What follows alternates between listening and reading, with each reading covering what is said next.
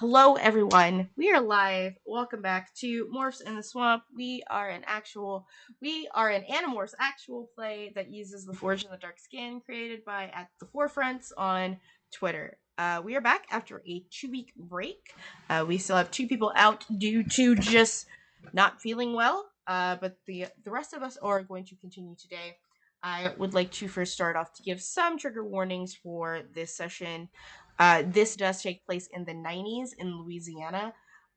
So if there is any problematic behavior from NPCs, it is usually consented on by the group, and I usually warn them as well before something happens. And we also use safety card systems. Um, there will also possibly be visiting some mental health issues this session with um, not multiple personality, dissociative identity disorder and things like that. So, and how the mentally ill are treated in this sort of area.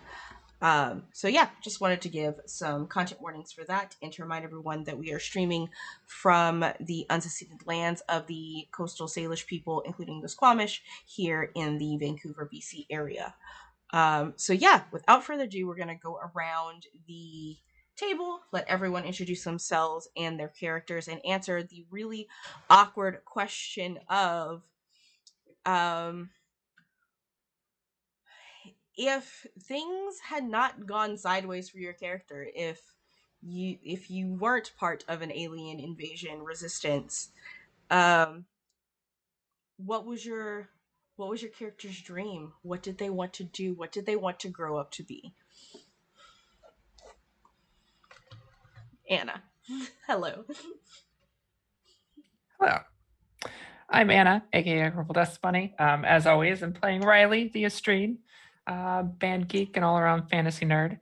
Um, both of us use she, her pronouns. And if Riley had not gotten caught up in this war, she would, I think, is torn between music, going to school for music, and doing what her mother does, studying ornithology, because she is also a bird girl.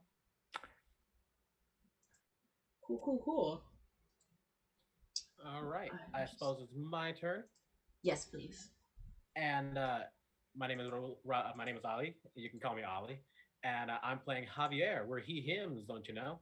And we're the princes of this fine group.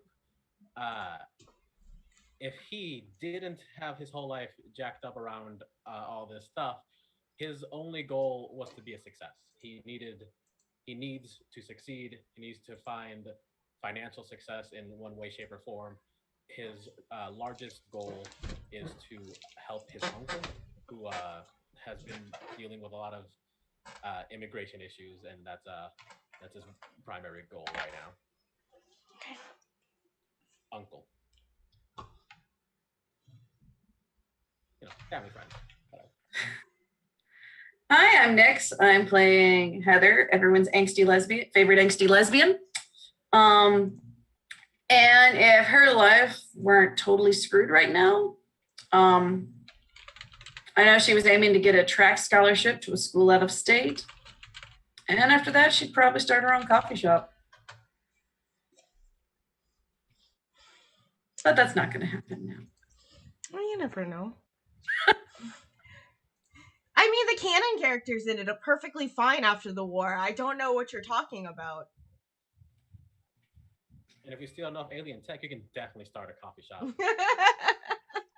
Also investing in Apple, like now. And Google.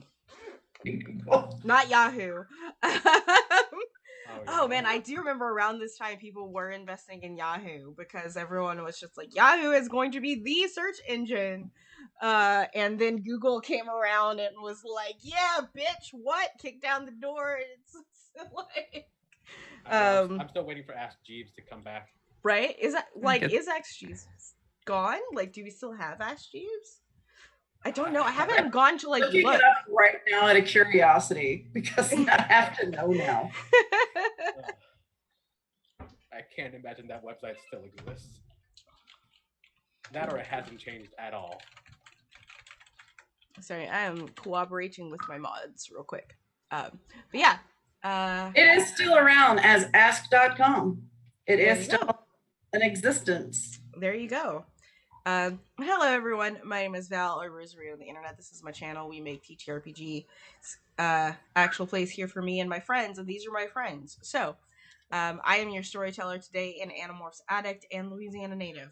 So, we are a viewer effective game. You can affect the game with your bits, subs, and donations for this session. We will be having for every 100 biddies, you can give a reroll to anyone here at the table that rolls dice, so not me. If you subscribe to the channel, you can gift a +1, so additional dice to anyone you see here when they roll stuff, which higher the chance of success. And if you donate money either through coffee or Streamlabs !support, you can give me an idea. You can sort of just give me the idea. To my discretion, of course, I don't cross any lines and veils that my players have laid out for me, because I believe in their safety because they're my friends. Also, just as a reminder, if you are uncomfortable right now with directly paying Twitch, I can, with everything that's going on, I'm honoring the same like amounts. So like if you donate $1, that's the equivalent of 100 biddies. If you donate $3, that's the equivalent to a sub, sort of thing. I will honor that if you want to go into coffee or to Streamlabs to do that. But without further ado, let's go ahead and get started. And it's been some time, and only 2 people from last time were here. But do we want to? I want to know what y'all remember. Like, go ahead and recap me and what's important from last session. We grilled our new alien companion for quite some time. Really got the nitty gritty out of them. Learned that they are honestly kind of useless, but compared to what we were hoping for. Yeah. And then we just realized, oh, we are all very tired and needed some downtime, some hangout time. We each got some fun times to hang out and chill. Played some video games. Javier played some fun video games with Riley. I made a little diorama. Did some bowling with Tony. Then he did a lot more bowling without me. We also worked out together. It was a lovely, lovely time with the bro. Y'all broed out. Y'all definitely broed out, yeah. I think I'm missing a couple things because I'm very me-centric. So I only remember things I actually did. Yeah. Riley, what was important to Riley from last session? What were some big things that went on there? Hold me just as I found my notes. I think the big thing was for Riley just hanging out with Javier. The conversation, especially in the car on the way to the park. That's right. I think they discussed a lot of things that were weighing on both of them. And that was, at least for Riley, was important. Yeah. One of those things I believe that was important was how Heather kind of ditched y'all in that fight.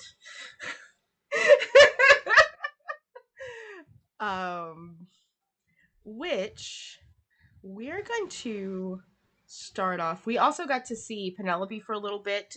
We saw the scene where she brought Dog Mitri, as we like to call them, or Demetrius, to the vet because he did have some sort of seizure. There goes OBS. Hey OBS, what up? Thank you, appreciate you. He had some sort of seizure and needed to go to the vet, and we were able to see what she was doing for a while. She was able to acquire a horse and a water moccasin that was hanging around at the vet office as her battle morphs as part of hers. And she ended up, while most of you were doing downtime, being the first shift to watch over Eder and Danielle at your hideout in Camp Claiborne, or the abandoned military base. With that, we're gonna go sort of back in time just a little bit to the beginning of Monday morning, pretty early for Heather, back on her family's compound. You were in your dad's truck when y'all did your hospital heist, because he had borrowed your truck to go, because originally he was like, I need you to go to Baton Rouge, I need you to help out your brother, bring him this transmission that he's having fixed, and have you come back. And when you came back that day, he still was not home where he had used your truck, and he didn't want you to use your truck to go drive 2 hours, because that's just irresponsible. He's a redneck, but he's a responsible papa. Like, he loves his kids. And but you definitely noticed that when you got back that Sunday night, and you know that Monday you don't have school because they're taking a day for like a sort of little memorial service, or just preparing the school because they got damaged a few nights ago. I wonder why. Like, and people are talking to me on Hangouts, or I thought so. You got there home late at night. Your truck is back, but I'm assuming that you don't do much other than sleep that evening. Your dad doesn't like come and knock on your door when you get back home.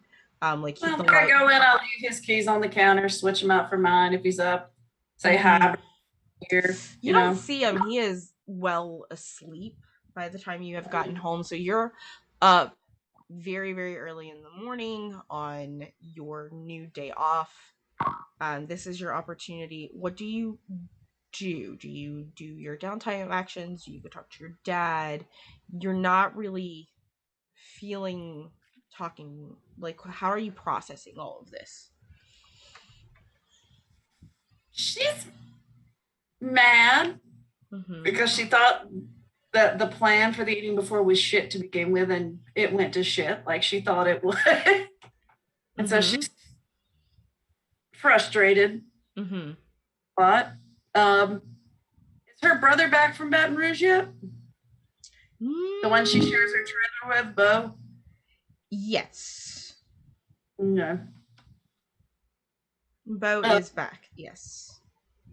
She's probably going to wake up, snuggle with her pupper, Stormy, for a bit, and then get up, and she'll go to the living room, knowing Bo, he's probably asleep in front of the TV, probably was watching a video. It's just static now, a couple empty beer cans. Yeah, like, Sesame Street is on because it's a Monday morning. She's going to go and she's going to put a pot of coffee on and go over. Hey, different brains, yep. Yeah. Hey, why are you waking me up? You want to go dove hunting? Isn't it Monday? Yeah. Don't you have school? We don't have school. What? We don't? She's a senior. We don't have school today. They made it a day off because of the shit that happened the other night. Oh, yeah, I saw that. You drank last night. Just I got a 12er of Coors. I thought about having, I had 2 beer, and I just figured I had, if I was going to have 2 beer, I just assume I have 3 beer, and if I just assume I have 3 beer, I just assume I have 6 beer, and if I just assume I have 6 beer, well, shit, I just assume I have double back. And you wonder why I call you shit for brains. Yeah, I know. What you want for breakfast? I'm cooking. Oh, man. Bread. Some greasy shit for that hangover. Yeah, bread, toast, some bacon, eggs, pepperdew. How you want? Oh, you should. Oh, yeah, some pepperdew. Let's get some pepperdew in there. For yeah, those like who don't know, it's just French toast, dumbass. It's like, okay, I've been hanging around the Cajuns a little bit too much. Like, just okay. Yeah, so for the those of you who don't know, pampétude means lost bread in French, and it is just French toast. Like, It is. or They say it egg- on Food Network sometimes too, and you're like, it's just French toast. just French toast. Which is also called eggy bread for those of you in the British Isles. Yeah, the British Isles call it eggy bread. All right, so she's gonna make a proper custard to dip the toast in. Mm-hmm. She's gonna pop down 2 skillets, one for the French toast, one for the eggs. She's actually gonna do the bacon on a sheet tray and put it in the oven to save space. And she's pretty good in the kitchen. She's Yeah. It's not like French toast is hard to make to begin with. But well, it brings back fond memories. mm-hmm. But she makes a nice dinner, tries to make it look nice on the plate. A little bit of powdered sugar. Hold on. All right, come eat. He's counter. like while you were cooking, he went and he took his shower and he got dressed in his camo and his waders. And he's gonna eat with you and just kind of have that morning. It's around that time y'all hear who else is living on your compound. So it's your uncle, your dad, the two of you. Who else is living? Uncle and aunt and cousin live on the other side of the woods. Okay. Hold on, I have to look at my notes. Dad and aunt are in the main house. Caleb's the one at LSU. And then Daniel and Eric share a trailer. Okay. And Eric is the incel. Jesus Christ. And then Daniel and Andrew work construction with Dad. Gotcha. Who am I playing right now? You're playing Bo. Bo, that's right. Okay, there's a lot. Listen. All right. I've got all the. Yeah. Around this time, you get a knock on your door, and your dad just walks in. It's more of an announcement that he's coming in. He's like, "Yeah, coming in." Hey, Daddy, how's it going? You want some coffee? There is a long, pregnant pause, and your dad, when there's something on his mind that he wants to tell you. Daddy? I need y'all both to come to the house. Yeah. Am I okay in my jammies, or I need to put something on, or? Yeah, go ahead and put on some clothes. Okay. Yeah. Put everything in the thermos and come meet me at the house. Okay. Mm-hmm. She's gonna put on the stuff she would normally wear under her camo, just jeans, t-shirt. Mm-hmm. Go ahead and put her boots on. And Bo is a kind of ahead of you. He essentially followed your dad. So you go back and your other two brothers are there as well. Not your aunt and uncle and cousins and stuff. It's your immediate family. And you walk inside, and sitting at the kitchen table with a warm cup of coffee and her own breakfast is your mom.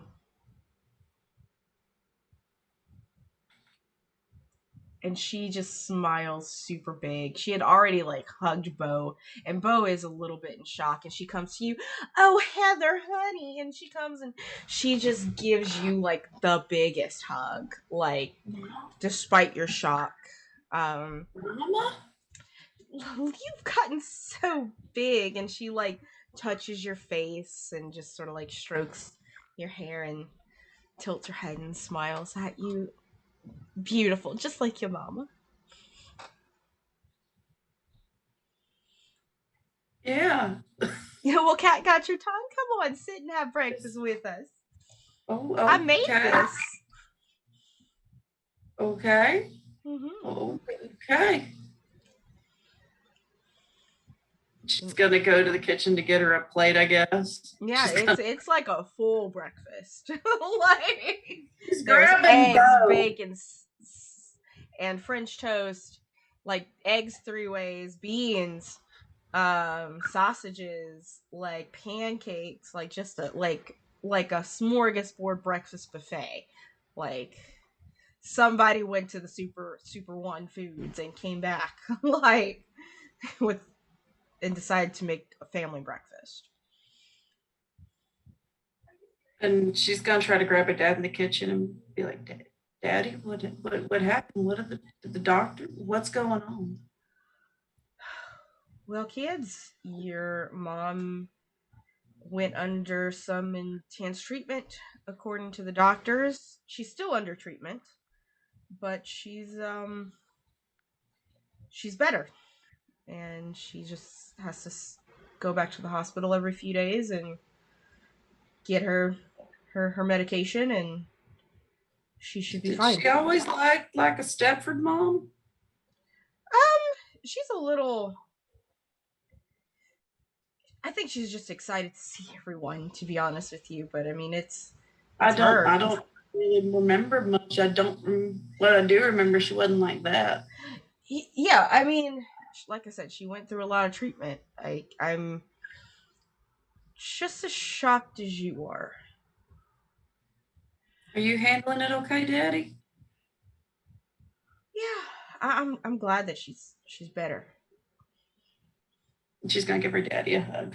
He hugs you back.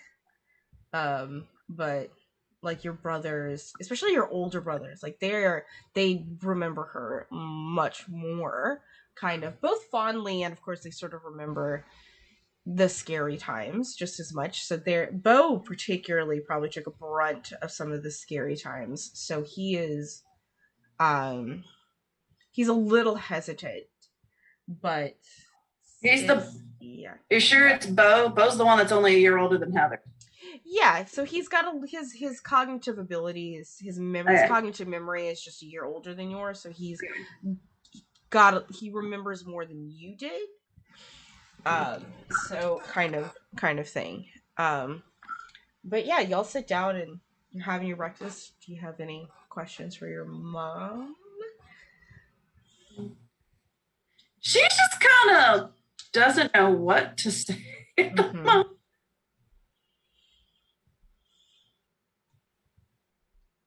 And she's gonna look at Bo and be like, "You still want to go dove hunting after this?" Or he's like, "Excuse me, I burped." He kind of stutters his words, and your mom will like pop up. She's like, "Of course y'all should go dove hunting.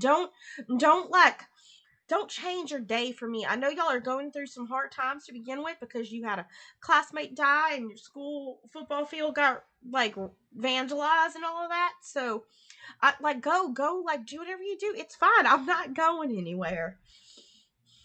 I promise. I'm not going anywhere." Okay. I was like, yeah, let's go. Good to have you back, Mama. It's good to be back, sweetie. She's trying not to tear up because she knows that's not her image at all. Oh, honey, it's okay to cry. Oh, I'm fine, Mom. I'm fine. We'll be here. Well, I'll be like I said. I'm not going anywhere. I'm home for good. I promise. Okay. Mm-hmm. We'll see you later then. You know, she's gonna grab like a piece of toast for the road, like 2 steak and fold it into it and grab Bo. Yeah. And run back to their trailer, get her camo, get Stormy ready, Yeah, get the guns. And your brother's gonna kind of meet you at the edge of the forest because he was already ready and he is geared up to go. And like when you kind of get to him, he's just like, "That's fucking weird, right?" Okay, I'm not the only one. Like,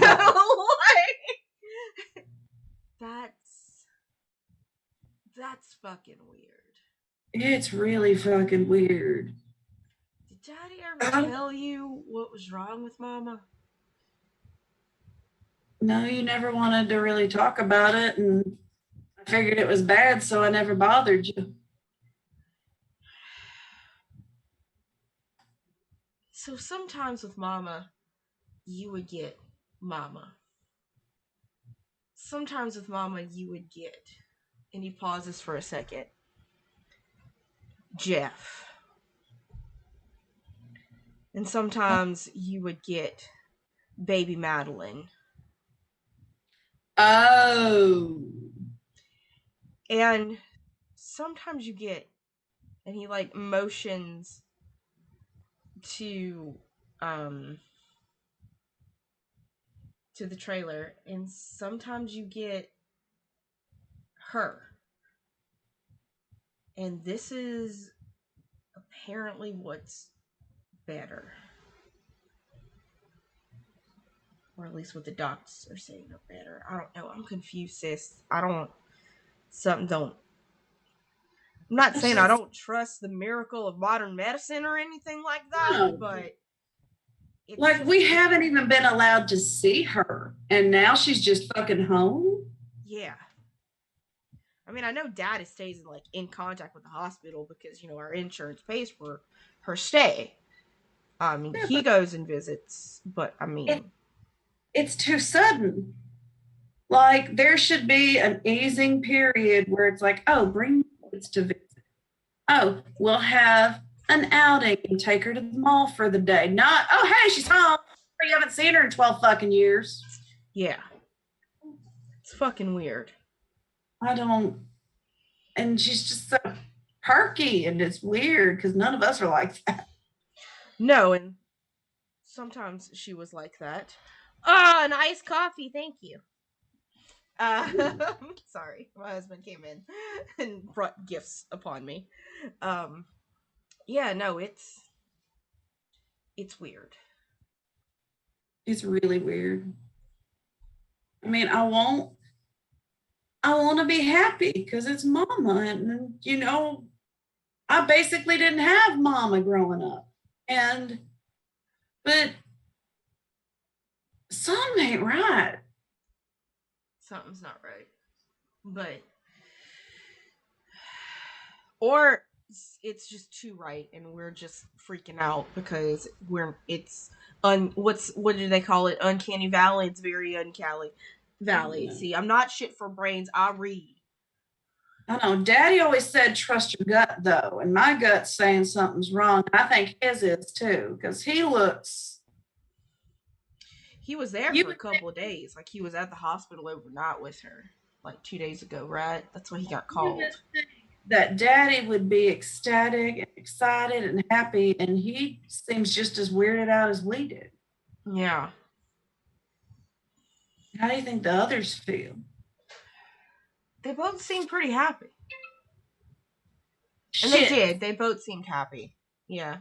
What you cussing for? Someone's got to call and tell Caleb. We'll do it after we get back. Yeah, he didn't get out of class. Daddy might have already done it already. We don't know. Well, he might, because he doesn't get out of class till 2, right? Right, but he could have left a message on the answer machine. Yeah, he's got one in the dorm. Just, ugh. Anyway, I don't know. Let's go out in the field and take our mind off this shit. Yeah, for sure. You brought the beer? You know better than to shoot guns with beer. Come on. Safety first. Safety first. Too early in the morning for beer. It's Bloody Mary type of day. Anyway, so we're gonna go ahead and cut to the evening because Javier wanted another scene, essentially handing off.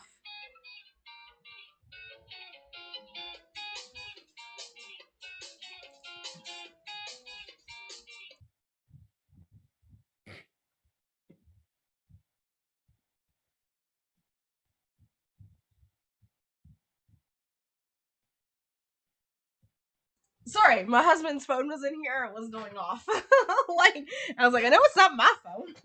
Anyway, we're gonna cut to Javier, switching with Penelope, so Penelope can go home for the evening. She's like, all right, well, I'll see you at school tomorrow. Wow, I did a great Penelope impression. All right, I'll see you at school tomorrow. She's I got her a bucket of chicken from Popeyes, and I think but also I also brought peanut butter and jelly and sandwiches as well. So if you get and fruit roll ups and gushers. So if you need any snacks, she like waves goodbye and leaves you to it, leaving you in the dark forest.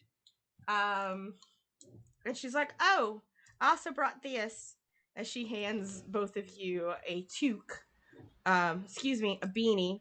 God, the Canadian was coming out there for a second. A bright orange beanie to wear. Okay. Thank you. Which is very much so you don't get shot. Right. And you're left there once again with your controller friend. Yes. I'm opening my coffee. I apologize. There we go. So after an annoyingly long bit of awkward silence, Mm-hmm. of just like standing there, I think I so I don't really like to waste too much time, and I was thinking, since it's just you and me, maybe I could get a list of all the controllers you might remember, the names of the bodies that are currently under your people's control. Right, sure. I did mention there was a teacher at your school Yes. that had it. Shit, I have to bring my list up. Hold on a second. My list and your list, there's two different ones. Like Unfortunately, I take notes like myself and not like Javier, so yeah, I have them. It's just which Google Drive did I save this on? Like, she's like, she named you. You have that band teacher for sure. There are people in the police force that are infested. The mayor is not infested, but the secretary is. They know that much. And the rumor has it that Vista 3 is going to be bringing in a sub-visor, which is sort of like the second hierarchy, sort of like if if visors are like your captains, like sub-visors are like the military wise like right below that. okay. Whereas like the rest of us are just privates, essentially, just soldiers and expendable. And there is a plot to infest the diocese bishop because socially they know that Catholicism is very important to the community here, and infiltrating the Catholic Church is a plan, but they don't know if that has been implemented yet. They don't know where the subvisor is going and which subvisor it is. There's literally like 100 of them. Right. So, thank you. This is a lovely list. I'm assuming some of these actually have names, and we'll deal with that when it comes. Yeah. when I'm like, where did I save this? Like, I think it was here. But I think as we're talking, one other thing. So, I want to help you. I want to help your resistance. I think it's important for our two teams to work together, and I don't want you to take this the wrong way, obviously. And I'm saying this now when it's just you and me because I know everyone else might react poorly to this. But if you go back from what you've told me, it sounds like there's a good chance they might want to take your host or your. That's definitely a concern. I don't want to give Danielle up. Obviously, it's dangerous. So I can't Well, go back. yes, it's dangerous for us, but it's also dangerous for you in your resistance. Yeah. If they can access her memories, they know everything we've talked about, Yeah, and they know exactly. what you've done and the people who you support. If you go back and you do get caught, we're in danger, sure. They might not let you live. I know. So I think we're going to plan to try and find a way to get your sustenance and help you in every way possible. But if we can't, if you try to go back, you might just be going back to die and to I don't send your friends to death too. I don't want to die. I understand. I don't want to die. But I also understand if me dying is what it takes to keep the bigger picture safe, then I'm okay with that. I appreciate your commitment. I I don't want you to die either. I have not been particularly mindful of your people and maybe their motivations. But Do you want a history lesson? I'm here all night, maybe. But Cool. uh, Well, I guess I'm gonna talk to you about Zero's kindness, as the Andalites call it. uh, okay. I take out a different notepad for other. And I will More like summarize school-based this, notes. and you could go look on your. But I also know that Ollie is not. You're not familiar with the canon too much, so this is going to be information for you and anyone, I guess, who's watching it who's not familiar with the canon. They will talk about how the Yeerks are, as you saw, helpless without a host. The original host was another native species that was very primitive, not unlike Neanderthal like, maybe even less primitive than that, also on their home planet, that they were able to infest. And Zero was an Andalite prince, and a prince, again, is a military rank, not a royal rank, in the Andalites. And how Zero shared the Andalite technology with the Yeerks, and the Yeerks decided to, instead of being satisfied with that, the Council of 13 decided that they could actually experience the universe through the eyes of other beings and started their infestations. Um, they infested the Ged, the Hork-Bajir, which were the like the bladed humanoid creatures, like bird We hit creatures. one with our car, yeah. Very, very peaceful race. Um, Incredibly peaceful race. They did not consent to their invasion, obviously. But Do you ever do? um, there are people who consent. In fact, there's and Eder will go on to explain to you that there's actually, one second, I have to cough. I have a tickle in my.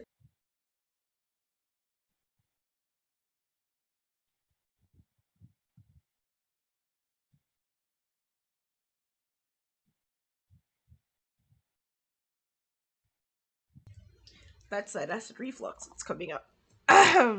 Shit, I should have told Nick to give me some Pepsi. Anyway, and they want so the Hork-Bajir are a peaceful race. And it's like, oh yeah, there's actually a because even the quote unquote, and she makes, like with Danielle's hands, air quotes, the bad Yeerks prefer a consenting host because it means less fighting. In fact, there is sort of a movement where we have started to they've been pawning off infestation as a treatment for certain mental illnesses. That that sounds less like a treatment and more like taking advantage of someone who can't consent properly. Yeah, I didn't get involved in that. I'd rather just get the ability to morph and just turn into something for the rest of my life and experience it that way. Hello, Streamcat. Hey, Mabel. That's You obviously said, our preferred, but there are some people who don't want to experience depression, bipolar disorder. of course, but that means that they are willing to take any way out in some cases. At that point, being offered this choice isn't really. I don't think that's a proper form of consent. That's coercion at best. Yeah, I'm sorry. I'm not here to. I yeah, no, understand it's yeah, you're not on that it's side. I understand. yeah. I'm just letting you know that that's something that's happening, um, because it's Right. easy. It's Yeah. consent in the sense that they don't have the will to fight back. Um, Right. Also, going around with into homeless populations and offering essentially aid to of course fighting addiction has also been a way they've been. I mean, you've seen some of the sharing stuff. They also run an Alcoholics Anonymous, an Addictions Drugs Anonymous through there, and that's another that's been offering us treatment options. And some people, the ones that go for it, are the easy targets, and so they're taken, and they've gone through. I know at the hospital they've gone through a couple of different trials, I guess to say, to see if they will resist, and the ones that they're not resisting, they're letting them back into the world and living out essentially human lives.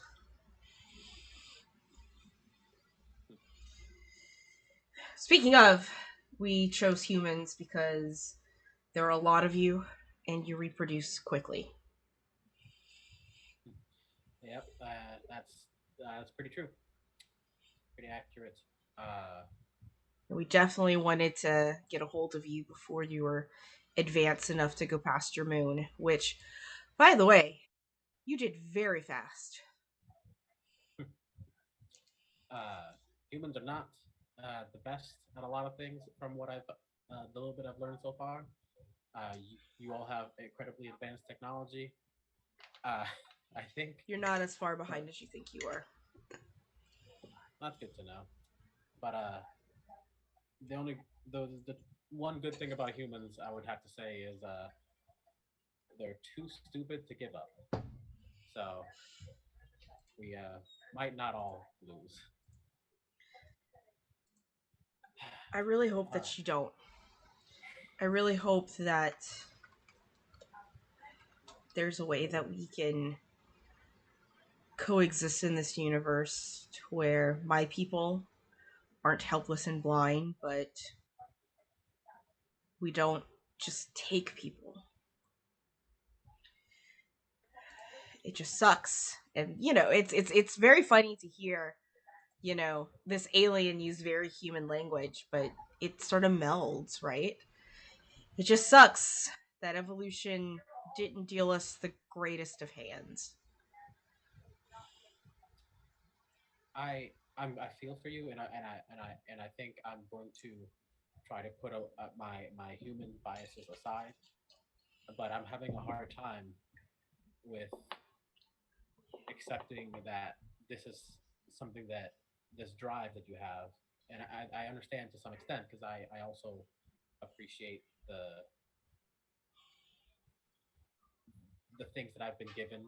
There's a lot of uh, blessings that allow me to be who I am and everything. But there are plenty of creatures everywhere. There are actual. I don't want to call you a slug, but that's the most similar species in our world. Uh, and they exist in the same with the same faculties that They're don't. not sapient creatures, though. We are.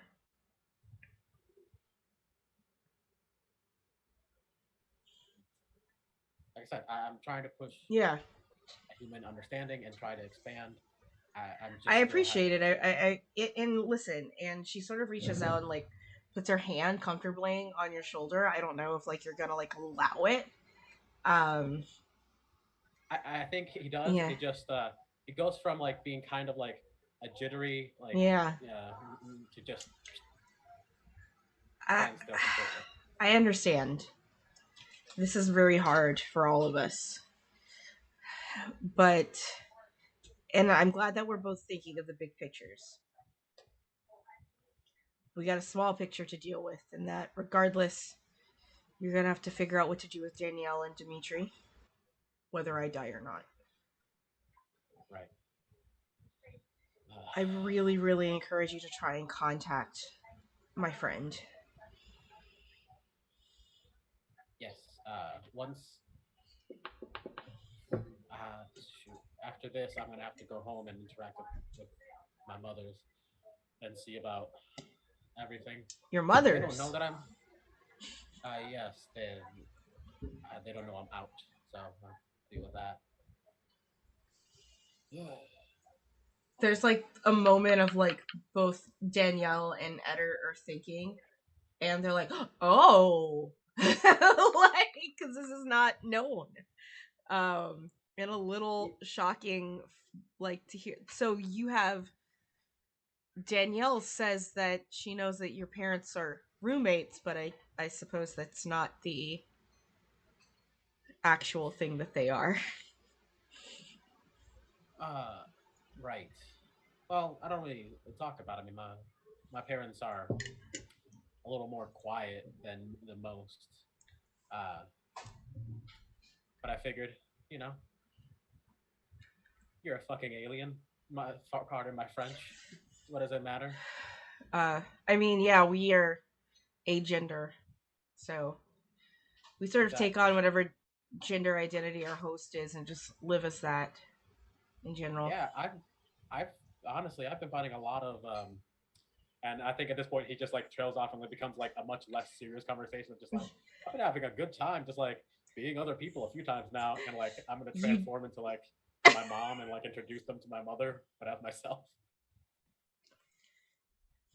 as you kind of like do that, and you see Eder Danielle kind of look at you curiously, it's just sort of like you're okay with that. Yeah, and at this point, this is like usually Javier usually like pretty, you know, plain Yeah. faced kind of kind of straight laced kind of guy. He's had a lot of fun moments and whatnot, but like he's never like giggly. But Mm-hmm. now that he's his mom, he's very like smiley. He's having a weirdly fun time, and he's like, yeah, no, this is great. Yeah, I don't know. I don't know what the big problem is. Uh, I mean, that's it is. is really there's like a moment. Um,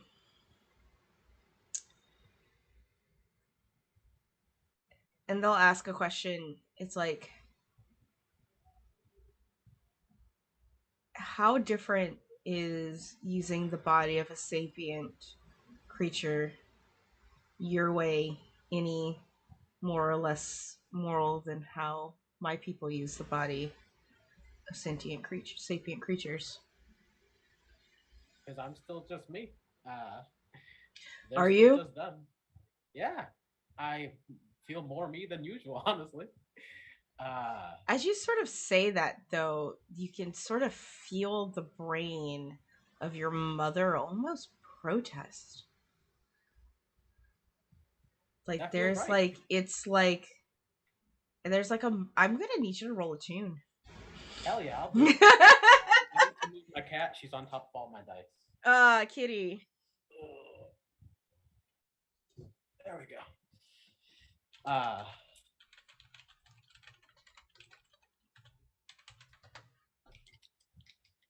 Okay. What is my attune at? 1. All right, let's roll this thing. Mm-hmm. Oh dear. Let me just take a quick look. You know, this isn't critical. I'm just gonna take the 1. Mm-hmm. You're gonna take the 1. I would take the 1. Okay. I do get to mark something, right? For getting a 1. No, this is not Powered by the Apocalypse. If you had a desperate roll, you would mark what that was in. You with that attune roll, it's not like you're gonna lose control of this adult female body that you are, but you are incredibly aware that if you gave into the brain of your mother, she would live as your mom. Like, you have turned into a clone of your mother, and that clone exists as pointedly in this moment as your mom does. Like, she is a real person that exists. And you are in the body of a real person that exists. But I am that person. I guess when it comes down to it, for me, the bigger issue is that that person gets to be that person, even if I'm that person. And I don't stop them from being and doing. And honestly, I think I'm going to turn back real soon because I'm feeling some things and thinking some things that I want to stop. But I think that's the difference that to me matters. And I still want to work with you, but that's what it is. Sorry. No, you don't need to apologize to me. It's just something to chew on, I guess. Yeah. I just had a realization that I think in the morning is going to rock my soul. I'm just gonna let it be. Yeah. And I think with that, I really have to pee, so y'all can just talk amongst yourselves because it's not going to take me very long to do that. And then we will cut to the next day as everyone gets to go back to school.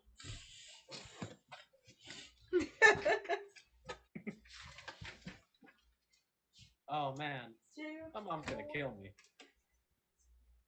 I've been out all night with a strange, everything's strange. At least you're Everything's strange. mom. We all know you're there, right? No. Okay, no, we can- Tony's here. Oh, great. Dude, All right. we can all agree Heather's mom has to be a controller, right? Oh, absolutely. Has to be. That is 100% the facts. Has to be. I'm gonna, when she gets back, I'm gonna ask her if I can do a quick attune roll to see if I can imagine a lie to tell to my mother to see how she would react. So I can tell it to her later and find the right lie. That is amazing. Best use of the power. Oh my lord. I'm telling you, Javier's not a dummy. He's got this stuff down. Oh my gosh. Yo también puedo hablar español y inglés. Neberos. Yeah. I can ask where the bathroom is. I can ask for another beer. And I know a couple of Bible verses because I took it at a Christian school. I speak Spanish very much at a 5th grade level, according to my mother. I used to be fluent in French though, because I was in French immersion down here. Mm-hmm. But I haven't used it in so long. It's a mess. Bonsoir, comment ça va? Très bien. Et toi? Comme ci, comme ça. Nope. And y'all don't even get me started on the difference between Cajun French and French. Yeah. Oh, the And language. listen, I'm in Canada now, and now I have to deal with the Quebecois, so I have to deal with like 3 different Frenches and trying to like piece them together in my head. So yeah, it's great. It's fun. I love it. Anyway. So, Val, I wanted to ask you a quick question. Yeah. Do this. Can I do an attune roll to think as my mother and think through some of the excuses I'm going to give for being late and see which one resonates with my mother's brain Holy the most? shit. Yes. Yes. I know we just discussed it earlier, but Heather, when she was going hunting, was going to work on attuning her insight. Ooh, that's right. So you got gotcha. So you got 1 in insight. So you got a ticket insight. Cool. Dope. I love it. Yeah, roll your attune. All right, that's much better. That's a 5. All right, a 5. That is a partial success with a minor consequence. The minor consequence that you have,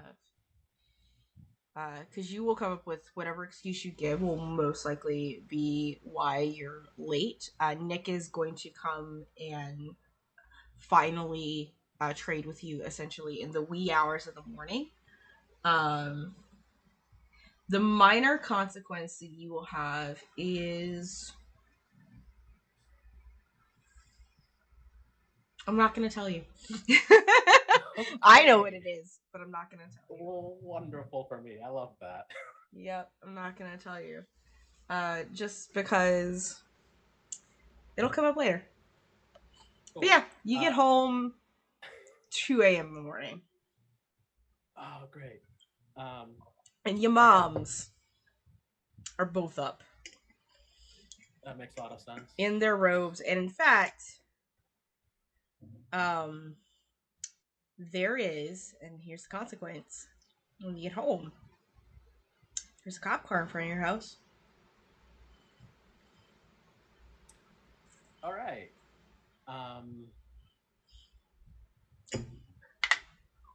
Okay. I'm just gonna walk in and see what happens. I mean, as soon as you walk in, the mom that you acquired, the non-gardener one, she is ecstatic, and she is still in like her work clothes. Her eyes are like really, really like mascara. And she goes and she grabs you and she's like, "Where the fuck have you been?" Like worried. There are 2 police officers also in your kitchen. I'm sorry. Yeah. Okay.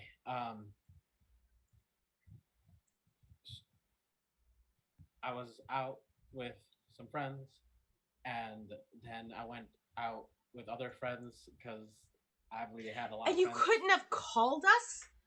We had to call the police. I was drinking, and I didn't want you to know. She's gonna say that in front of the cops. Okay.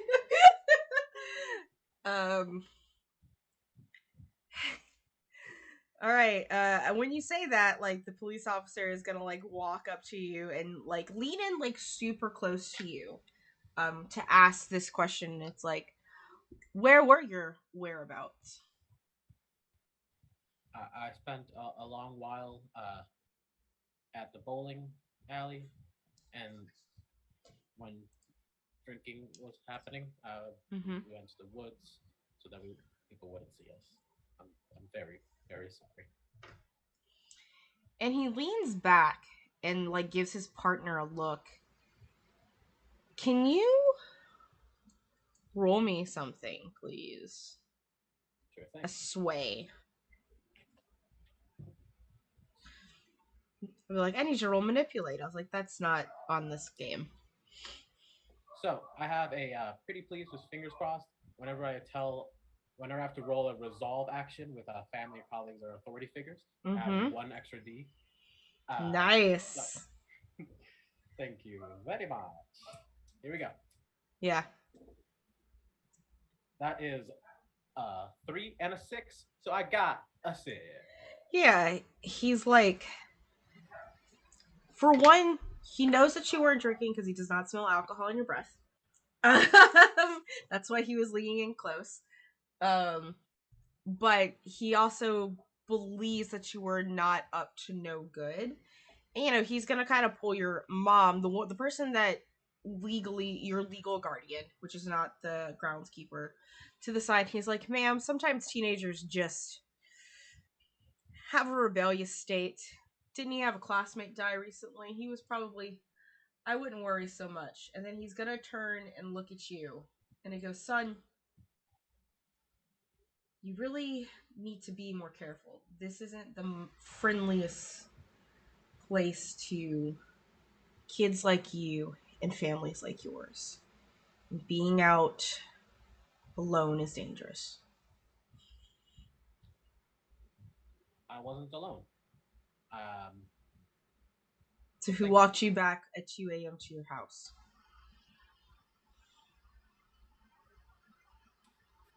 I plead the fifth. Exactly. Come on, Purdette. As he looks over at like the female officer, and Officer Purdette's like, just she nods with her, the cop bun, like, and they leave, and both of your moms look at you and are like, "You're grounded." Yeah. Okay. Sorry. Mm-hmm. Can I hug you guys? Yes. All right, I just give him a hug. I'm not doing anything this time. I'm actually. Yeah, they will hug you back, grateful that you are okay. And when they mean that you're grounded, your landscaping mom follows you into the room, and she takes the cord to the internet from your computer. That's not ideal. 2 weeks. That seems completely fair. Go to bed. You have to go to class in the morning. Okay. Good night. I'm sorry. Mm-hmm. Mm-hmm. And then we will cut to the morning of the next day. And Riley, you're probably the first to get to school because you're in band. And guess who meets really early in the mornings on school days? Extracurricular activities, of course. Usually sports and band to sort of get extra practice in. I kind of just, in like Riley's order, and then with the rest of you, go ahead and just describe to me, I guess, the surrealness that's going through your heads and how you interact with people around you, because this is your first day back at school since everything happened just 4 days ago. Yeah, first day back since I bit a guy's arm almost off. First day back since I watched somebody get ripped in half. Since I got shot. Yeah. Yeah.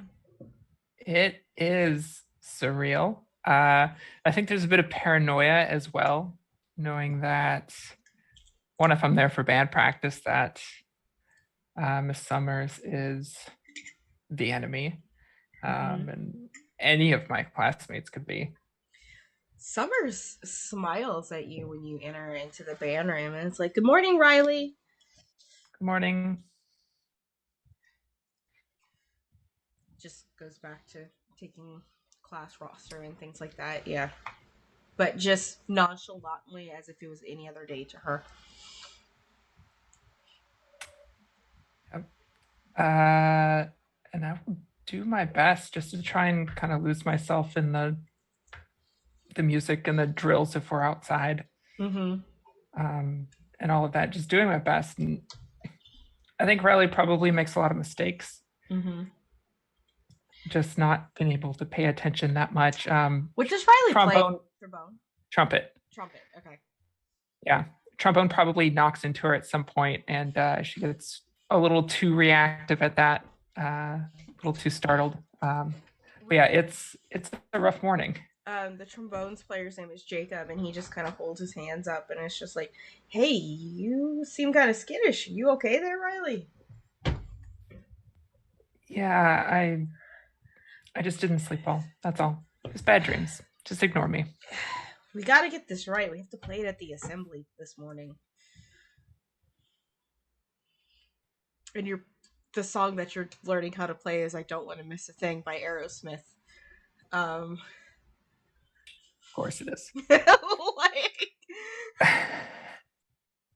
yeah. Also, that one, it's that one and Every Move You Make, Every Breath You Take, I'll Be Watching. You know, like all of the really cheesy 90s songs that people would play when someone died. Like, but because, you know, Armageddon is forefront in the box office right now. Yeah. Yeah. And I guess that's the other surreal thing, is knowing that Dimitri's not dead. Yeah. It's all a little So, surreal. yeah. I think band practice feels like it lasts a lot longer than it normally does. Yep. And y'all are pretty much immediately after practice, or we all probably practice in the gymnasium for the most part, so you don't have to actually go anywhere.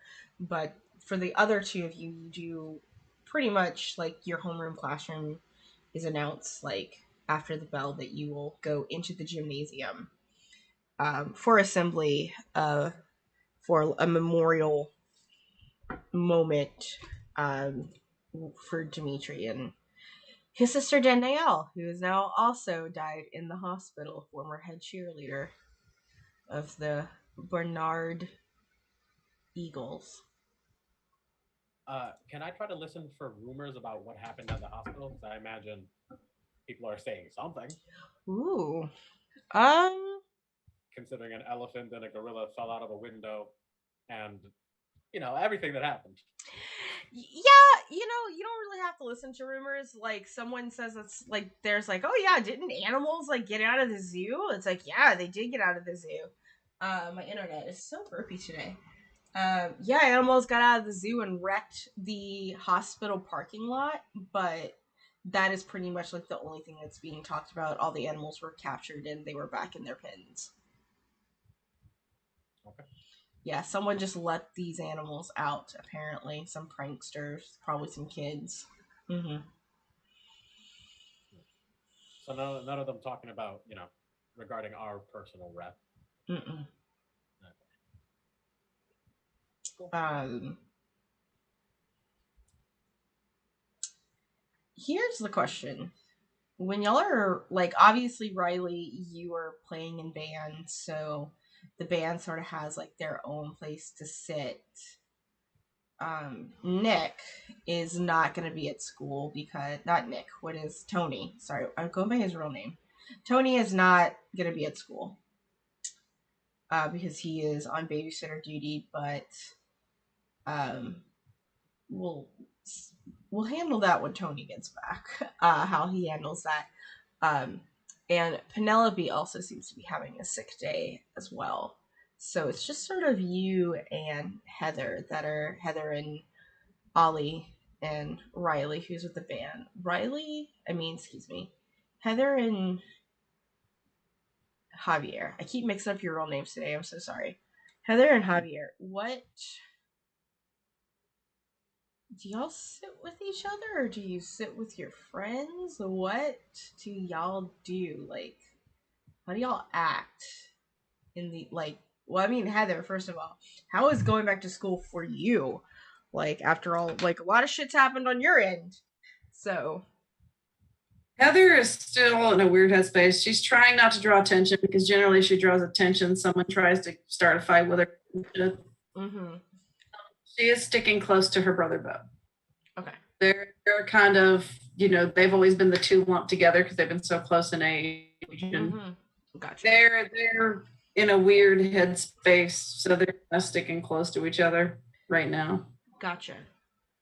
And she also doesn't want to draw any negative attention to Javier because she's concerned if people think they're all hanging out that it'll look suspicious. So she's just gonna pretend she doesn't see him. No offense. Just whatever. I don't see you. Gotcha. All right. Zoe So, got her coffee, like she's got like this thermos that like her dad had when he was in college. It's one of those really old. mhm. She's full of coffee and she's just got some sunglasses on. She and her brother may have had a lot to drink that night before.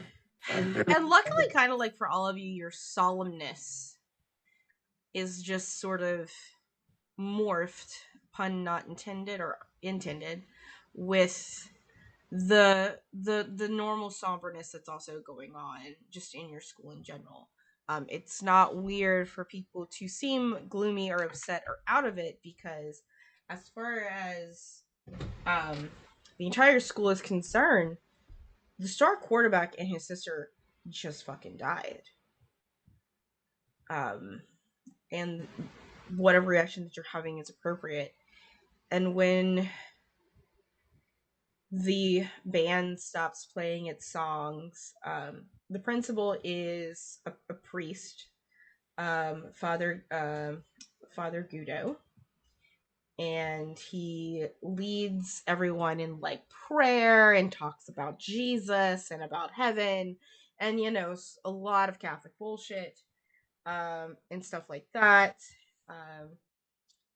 And then Dimitri's parents come to the podium and start to speak and thank you everyone for the thoughts and prayers, and just and y'all know their parents are infested, so this is a front.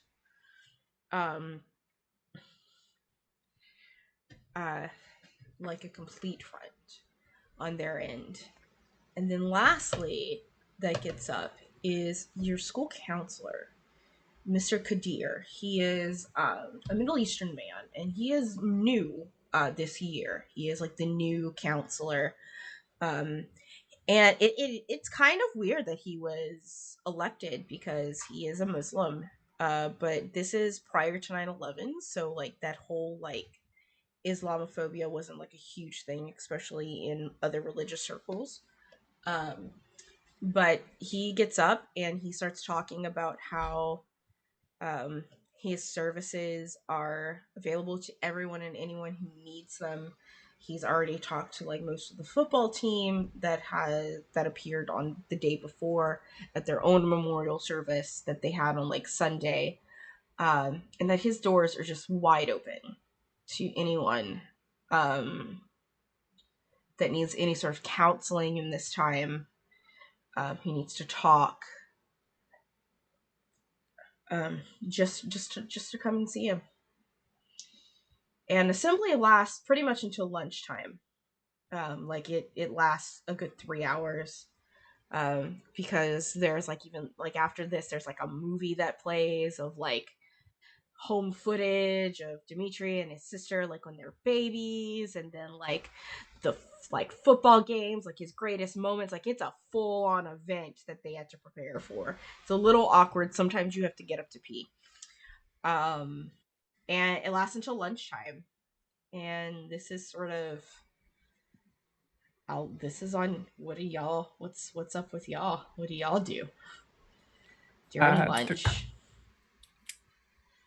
During lunch. I was gonna say during the assembly, I am assembly, alternating between wiggling my valves and emptying my spit valve way too many times. Just sitting there very awkwardly. Mm-hmm. Heather is going to try to grab a quick bite, eat it real quick by herself, and then spend the rest of her lunch in the library. Javier is going to try and set up private meetings with the counselor and the principal. Okay. I was kind of hoping y'all would interact with each other. Okay. Yeah, after the assembly, I would be looking for Javier because it would not be unusual for us to hang out. Let's kind of cut to some of that first, with Riley looking for Javier first, just so that we can get some scenes in. I mean, I think I would I don't know if you would hang around after the assembly or leave right away to make those appointments, or Well, the counselor is always he said the door is always open, so I'm sure I could get a private moment to shake his hand, if you will, and feel like the principal's obligated to have a meeting. So I think I just have to show up to the office. To be honest, this might be the easiest infiltration so far. So, do you want? I know everyone else is not here, but Riley, do you want to talk to Heather today?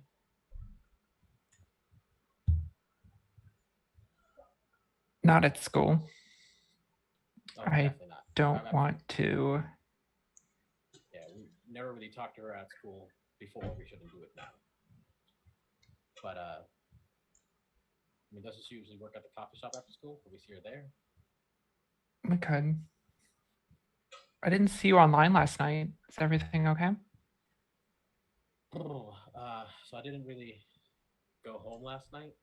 Nick, nope, Tony. was Tony was not doing too well after I spent a bit of time with him, and I was hoping to see how he was doing, and it wasn't great. When he was supposed to go babysit, he got a little obsessed with bowling, which bowling, but I went and took his babysitting duties for the night. When I got home, my mom was so mad that I stayed out all night. I don't have internet for the next week. That's going to be an issue. Yes. Are you stuck at home too, or just no internet? You're grounded from the internet. Yeah. Yeah, just the internet?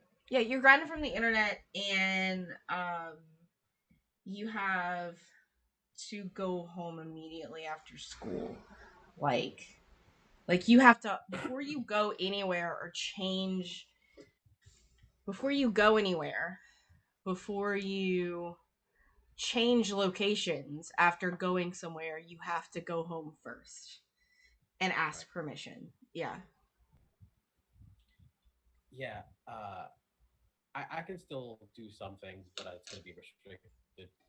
But I'm pretty sure the principal sometime later today is going to call my house and tell them that I've been signed up for a after-school project.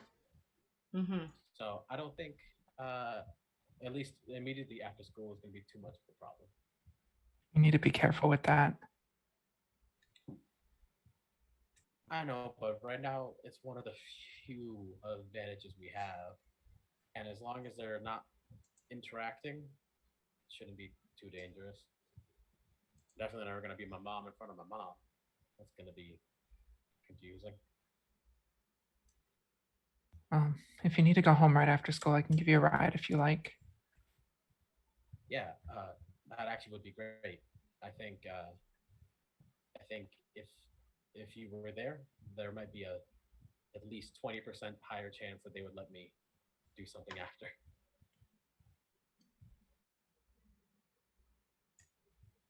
I'm sorry that I messed up and got in so much trouble. We already have so many issues to deal with. At this point, it's inevitable. Don't beat yourself up about it. Babysitting though, how are the kids? Great. Had a lot of one-on-one time, and we talked about a lot of stuff. There's a lot that I want to share with you later. But I think that this should be a full babysitter team meeting. The babysitter club meeting? Yeah, that way everybody knows how the kids are doing, how they're learning to read and everything. You know. Well, I can take the long way back to your house when I bring you home. We can talk then, I guess. Sounds good. All right. All right. We are gonna go onto a real break, like a 5 to 10 minute break here for everybody. We will be back in a few minutes. So don't go anywhere, and we'll. I'm looking forward to Riley and Heather meeting. So.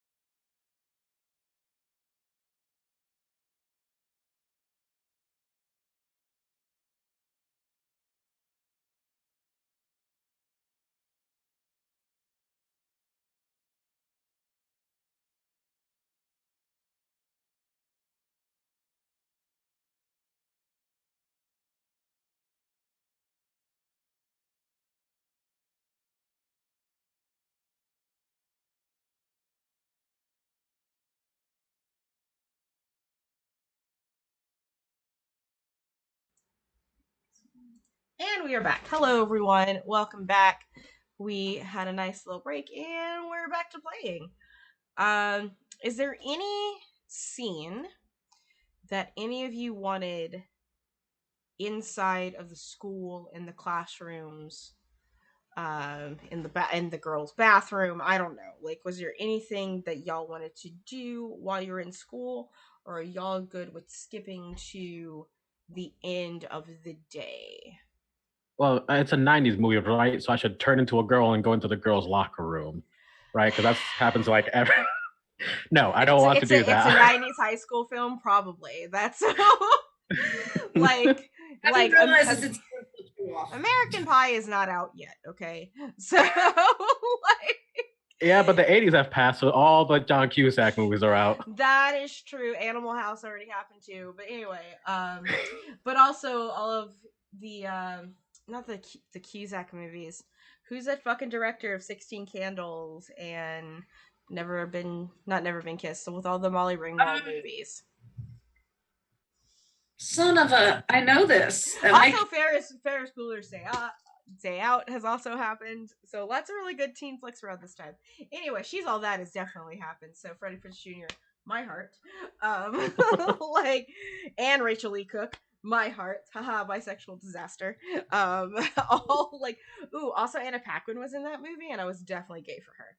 So, Isn't Gabrielle Union in it too? Because isn't Gabrielle Union in it too? No, it was Anna Paquin. She's all that. I swear Gabrielle Union was in She's All That. Yep, she was. It was Anna. It's Anna Paquin was Freddie Prinze Jr.'s little. Sorry, we're gonna talk about '90s pop culture. Okay. Freddie Prinze Jr.'s little sister. Yeah. Any scenes within the school itself? I do want to do a quick acquisition mission for the counselor. Okay, sure. You sort of go probably before lunch ends. And you go and there is a lineup, right? Because the counselor has offered services and things like that. So you've got to wait a couple minutes. There are a couple people in line with you. And at this point, it's essentially making appointments. Because there's so many people that need to be with someone. But you eventually, right as the bell rings, to go back to class, you are like the last one that he sort of allows into his office. He's like, come in, son, come in, have a seat. Making an appointment. Sorry, I didn't realize. I mean, all right, well, a little overwhelming, but it's my job, and I'm here for you and the student bodies. What's your name so that we can get you on the books? My name is Javier. Mm-hmm. And you say your last name, and he writes that down. Javier, looks like do you want to come in? It's Tuesday. How are you feeling Friday at lunch? Sure, I can make it here at that time. Excellent. And just in general, you're not in any emergency situation or anything like that. You're safe. Yeah, I think so. Okay, good. If it does become an emergency, you can hand you his card. And if I don't answer, call 911. Like, he's doing the steps that a counsel with them. He's in the motion of providing his services, right? And it's how to handle depressed teenagers and sad teenagers and things like that. All right. Thank you, sir. Everyone's so impacted, and I feel strange because I don't really care, and I feel like that's not normal. And I'm excited to talk to you this Friday, and I just go out for a handshake. He denies your handshake. He goes, sorry, germaphobe. Okay. Well, thank you for your time. Thank you for the card. Mm-hmm. I'll see you on Friday, Javier. Yes. All right. Good on you, son. And he lets. Um, Yeah. yeah, I get on out of there. Mm-hmm. Heather's going to try to go by the counselor's office after school. Mm. That is crowded. Mm-hmm. After school is just as crowded as before school, because when the bell rang, everyone had to go back to class, and now people are coming for after school to make their appointments, essentially, to see. She's going to. But you're probably there pretty quickly. Like, we'll say that you got there pretty fast. And he recognizes you because you're pretty infamous in this school. Because you're also track and field, right? Yeah. Yeah. Miss Heather, have a seat. Also coming in to make an appointment for the trauma that you kids have experienced. Oh, my trauma, I don't give a shit about a football player. My trauma is completely different. Well, I'm really trying to prioritize kids right now, but I guess, and he sort of like looks around. I get it. I'm not important. Yeah, no, it's not that. Please don't. Shut the door. Because she shuts it. Mm-hmm. I have a couple of minutes to spare. What's going on, Heather? What? You got to go do a bunch of schooling for this, right? Yeah. Does it make sense to you if someone with violent multiple personality disorder who's been in Pinecrest for 12 years and hasn't even been allowed to see her children for 12 years is suddenly released and sent home and supposedly cured? You see, actually, I need you to just make me a little bit of a roll here. Just kind of roll me an insight, please. Just a straight up insight. Insight? Mm-hmm. 5. Cool. That's a partial success. There you sort of see, and it's a little bit odd because it just seems out of character and out of behavior, but you just kind of see he makes a fist for a second, like on his desk, and then he stretches it out like as if it was intentional, like an intentional like hand exercise. And he's just like, "Oh, I heard that your mother was a part of that program. I interned at Pinecrest, actually. I did my yeah.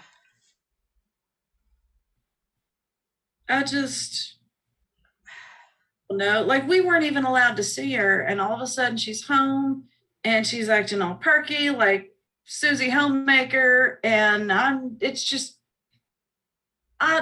doesn't, it's a lot, and it doesn't, I don't know, something just, yeah. Heather, my dear, I understand. After all, it could be just as traumatizing to have someone come back into your life as it can if someone can leave it. I can assure you that the program that has been asserted at Pinegrass, it's been going on for the past couple of years, and it's not just your mother who's been successful with it. Did you want to? I know people there. Would you, when your mother comes in for her medication, would you like to be a part of that so that you can get some reassurance? I can probably convince the director there to, to ease the pain of a teenager. Yeah. Like I said, it's so sudden. You would think that it would. I understand. Like visit with the kids or a day trip, not just, Yeah. I understand. It did seem sudden. I don't want to upset her. Mm-hmm. I mean, they say she's cured, but I don't want to upset her.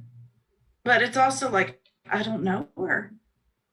I literally haven't seen this woman since I was 5, and I don't know what do or think. I don't know how she's going to react to certain things about my life. I don't know. And it's just, I guess there's this stranger, Right.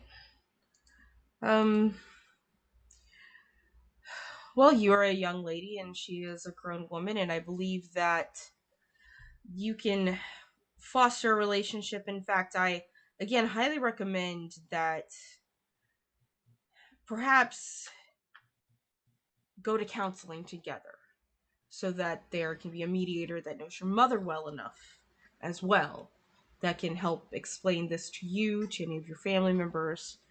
Yeah, it's not just me, you know, and everyone, no one seems, I don't think anyone was prepared for it. So. Yeah. It's quite jolting. A little bit of emotional whiplash, I can imagine.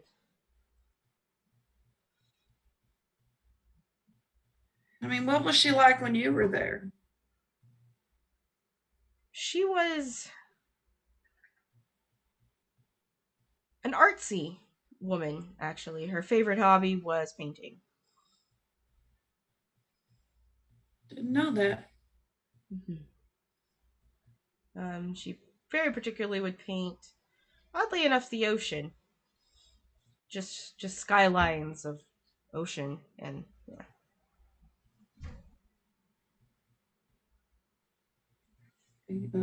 Other than that, patient doctor confidentiality, you understand, right? Yeah. But like I said, I definitely recommend. I'm pretty sure whoever she was discharged to has the information on the psychiatric care that and counseling that you and your family would need. But of course, I'm still here to talk to you about certain things. But I can only do so much because that's not my specialty. I do appreciate your time, and like I said, you know, I don't really have anyone to go to with these things, and it's just a lot right now. Understand. If you need community, and he opens up his drawer and he gives you a flyer to the sharing. We meet every weekend. Is this some Jesus shit? It's absolutely not Jesus shit. If it was, I wouldn't be giving it to there's like a pause. Someone like you. Oh, okay. Thank you. I appreciate the politeness right there. Yeah. In fact, it's very, and he even like tabs on the flyer, the little paint triangle that's there to indicate that they are a safe space for queer people. They ever still use that for a safe space symbol? Huh? Well, it was used in the Holocaust. Right. It was, but it's also been used as because it's not very culturally aware beyond queer spaces. You know, the normal folk don't know what it means unless they're a historian or highly educated. And let's be honest about the people here, right, Heather? You said it, not me. And with that, he's gonna get up and like open the door to let you out. And really apologize, but gotta get back to the wife. We have a dinner date. Understood. You have a lovely day, sir. You too, Heather. And the door closes behind you. When you leave school, Heather and Javier, do you wait in the parking lot? Excuse me, Riley and Javier, do y'all wait in the parking lot for Heather, or do y'all leave and decide to go meet up with her? What is the deal? I'm not sure about waiting in the parking lot, but maybe leaving a note on her car about where to meet. Okay. Yeah. In the windshield, yeah, for sure. Right. Where are we meeting? The usual spot, I think, would be the safest. Does she have time to go there before work? The usual spot? Yeah, absolutely. Right. Yeah. Absolutely. You probably got 2 hours into work. And it's a part-time job, so you're fine. And because you're also track and field, they understand that the afternoons are usually off for you because, you know, sports stuff. So, do we want to go ahead and just kind of cut to the usual spot then? Get okay. Yeah, we'll hand wave and say that with Riley's like a mesmerizing ability because your moms love her. Like it's like, well, if you're going with Riley to a study group, that's fine. It's a study group. And they were able to let you go, but you have to be home by 6:00. Yes, of course. Mm-hmm. You have a curfew now, bud. That sucks. Yep. Teenage issues while trying to save the world. And y'all are at your usual spot. Tony is there, and he and Penelope, we'll say Penelope is also there as well. Everybody is there. And Danielle is there as well. What's Y'all want to hear some weird shit? Yeah, always. They're letting people out of Pinecrest now. Supposedly fully cured. So I look over to our alien friend. That's an alien. Yep. Who did they let out? Do you know anyone specific? My mama, that I haven't seen for 12 years and haven't been allowed to see for 12 years. Okay. Home and acting like someone put Prozac in her coffee. So I'm going to say this with a great deal of compassion because this is a tender situation. Your mom is controlled by aliens. She is a danger to you and your family. You need to find a way to kidnap her, get her here. We need to dry out her alien. We need to save her. She was coerced because of her mental illness, I'm assuming. Oh, and the counselor's working for him too. He gave me this shit when I went and asked about mom earlier and hands it to him and said that I should go to Pinecrest with mama when she goes to get her meds. Definitely don't go there. Also, he wouldn't shake my hand. Any germaphobe, I think, might be a prime candidate for controllers. Just because they're aware of us. They're aware that we're out there. But yeah. Yep. No warning, no nothing. Just boom, she's fucking there. Has she done anything to try and, I don't know, do you think anyone else in your family? My youngest brother is weirded out as shit as well by all this. And I can tell dad definitely did not expect this and is weirded out by this shit as well. My other brother's not so sure. One of them's not even here, so hopefully he's safe in Baton Rouge. I don't know. Honestly, I don't see the other three that much because one's an asshole and the other two are always working. Right. But those definitely okay. Well, this is very unfortunate, but it's also a great opportunity to talk about something. Mm-hmm. Heather, I don't think you've been acting as an asset to our team. Jesus Christ. I think during our last encounter with you mean that plan that I told you wouldn't work and we go to shit ahead of time? We put a plan that we didn't understand all of the aspects to together because we only had so much that we could know. All right, honey. We tried to survive. Because I was in animal form. Y'all had a stairwell and shit.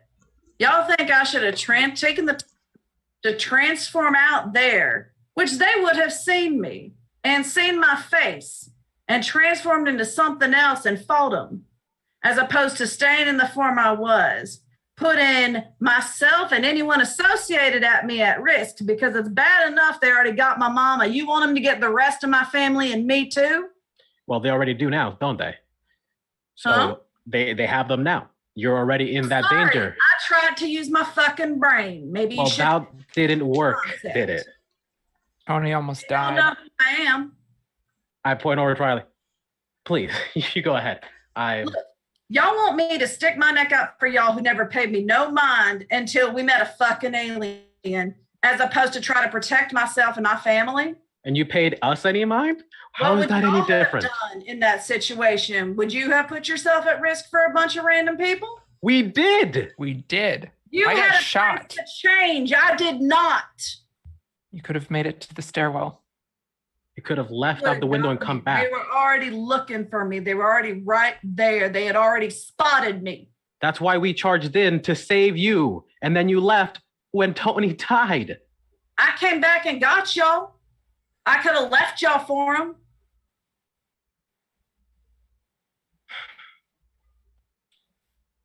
The chances of us dying are very real. It just is.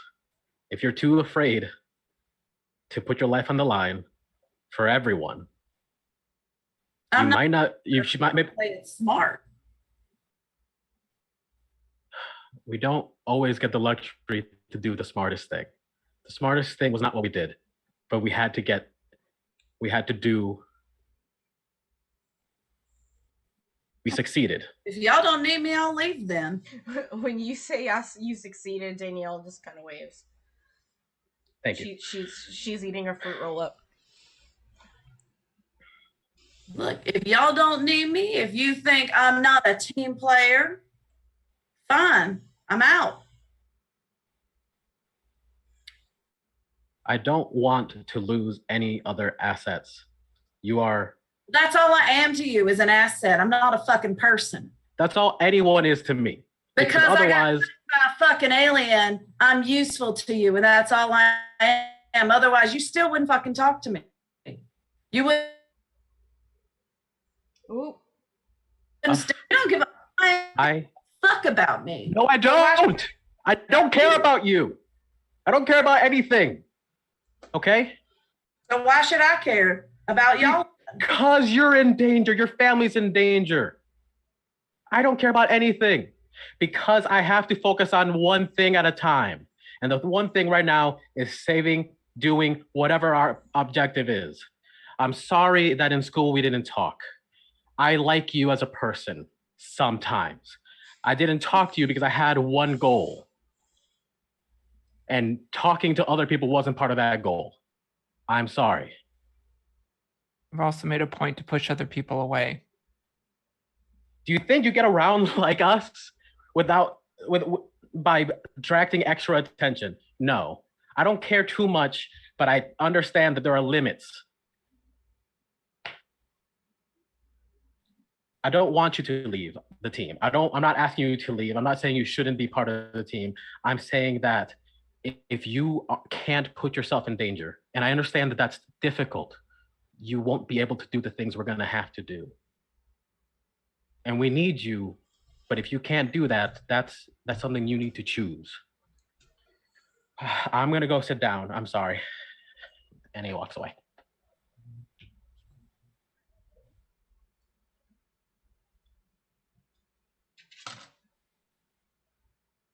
I get why you push people away. You're not the only people away. They walked away. So I don't bother anymore.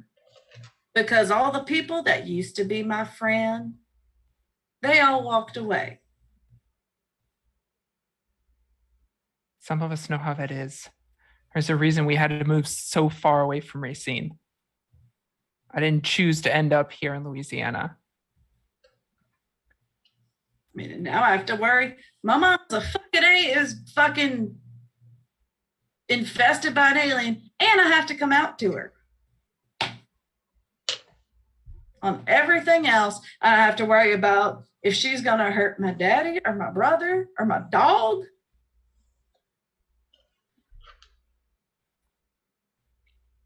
And we're all dealing with that. If you don't want to fight, okay, we can find a spot for you on the team. You can survey, you can watch out for us, but we have to know that beforehand.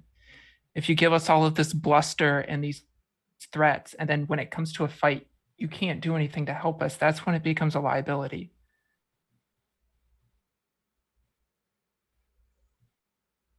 I'm not going to go into a if I know I'm going to lose ahead of time. You have to play it smart.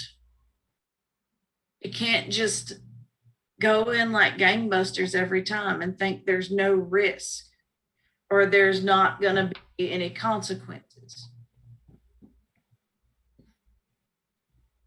We're a bunch of teenagers fighting in a war. There's always going to be risk. We have to take risk.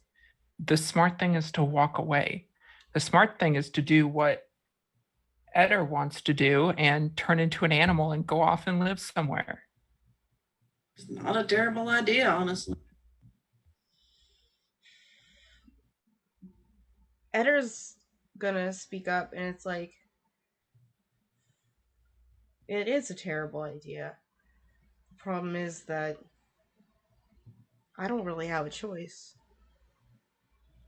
I'm gonna die in 2 days if I don't figure something out. You still have a choice.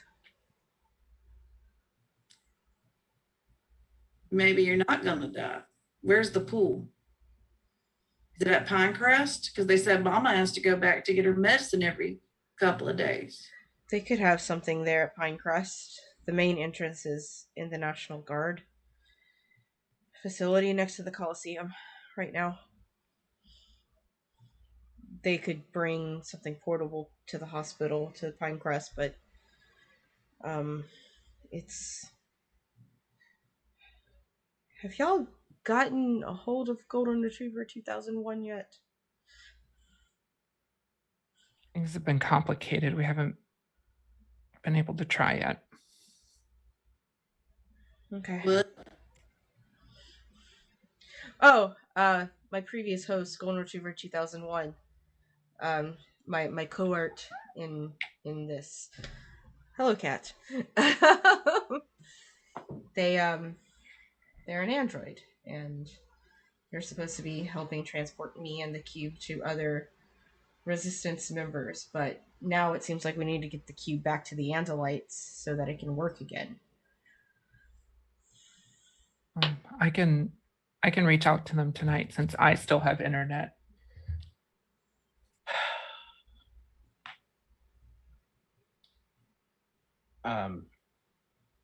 Eder? Oh, So- hey. What's up, Javier? You okay? Yeah, I don't like to I don't like to speak. I don't like to raise my voice. I feel very bad about certain things. Obviously we know where the pools are. The biggest issue is getting in and out.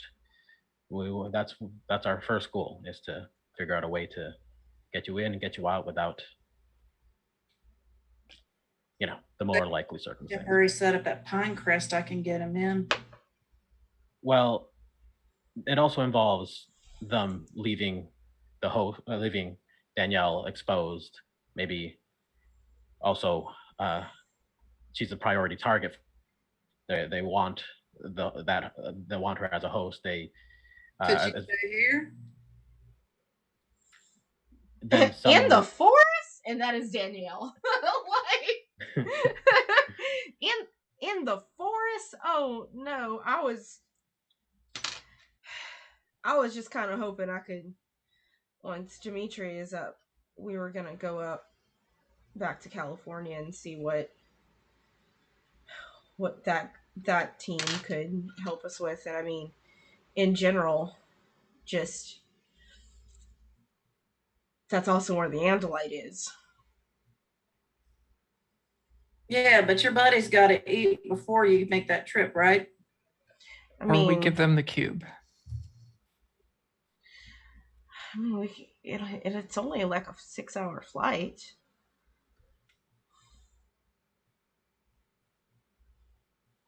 I mean, you'd have to go to like Houston or something and fly out of there.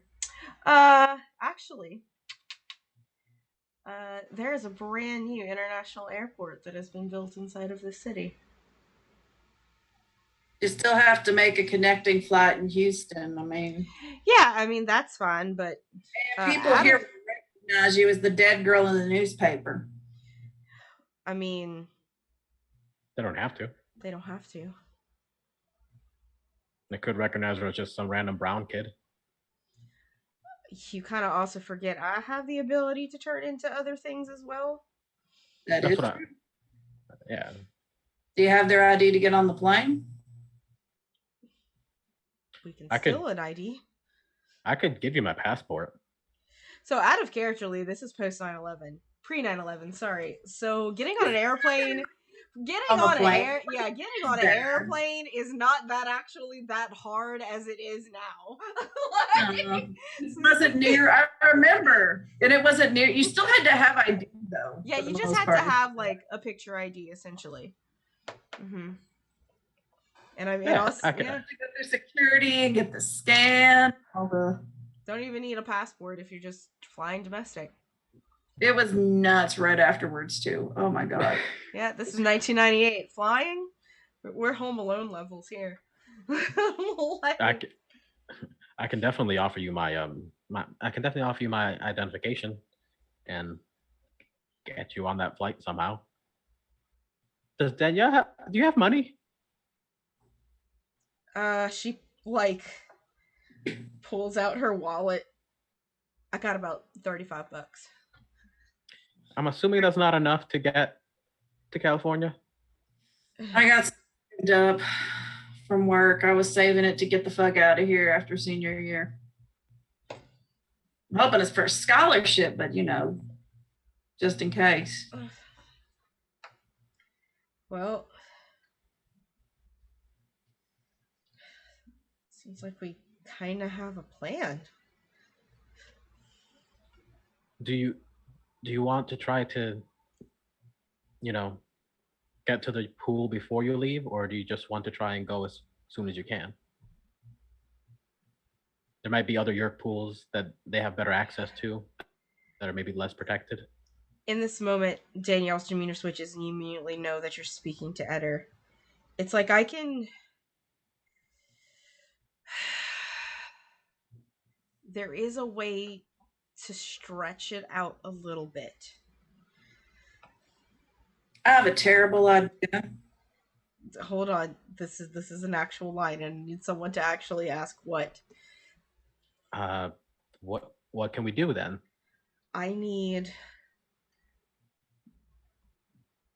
brown sugar and maple instant oatmeal.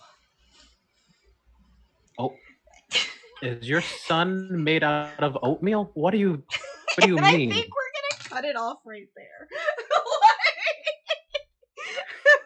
Does your son radiation have the properties of fucking oatmeal? What? Who wrote this? A very awesome woman named Catherine Applegate, and her husband Michael Grant, as long as 5 or 6 other ghostwriters. I respect these books on a intellectual level. They have done some wild things from what I've heard. But dear, I pulled out the oatmeal, y'all. So to stretch it out just a little bit. Let's level up. So let's go with our prince first, since that's the person I am looking at. Javier, you do not roll any desperate rolls. Did you tackle a challenge that keeps the group united and active against your foes? I mean, confronting Heather maybe, but it might have also split the team a little. I'm a little split myself on that. I think it was. Yeah, go ahead. Sorry, if I could jump in. I would say that it kept us together because how you handled it tempered how Riley approached it immediately after. Mm-hmm. And you definitely did a better job of communicating with words. Fuck it. I'll give it to you. That's 1 at least. That was only because of what Javier said. Yeah. Right. I'll give you 1 for that for sure if you can come up with a second one.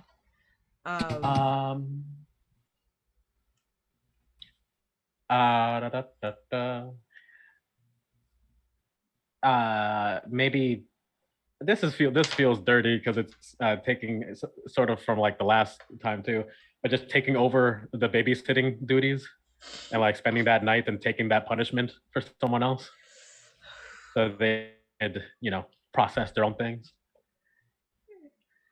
You took it last time, so I'm not gonna have you do it this time. I Sorry. did. Oh, okay. Sorry.